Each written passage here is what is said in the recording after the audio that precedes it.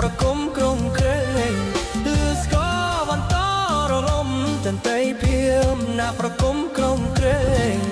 ប្រុសស្រីទាំងប្រុសចាស់ក្មេងចូលមករំលែកជាប្រពៃណីខ្មែរ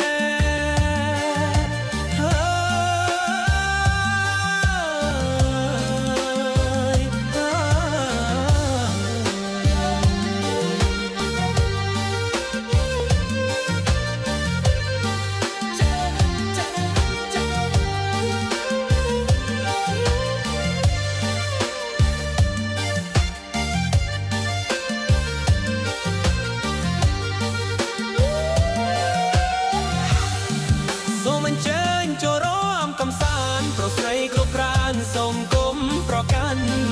សូមអញ្ជើញចូលរួមកំសាន្តប្រុសស្រីគ្រប់ប្រានសូមគុំប្រកាន់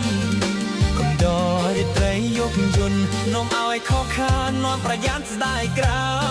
យ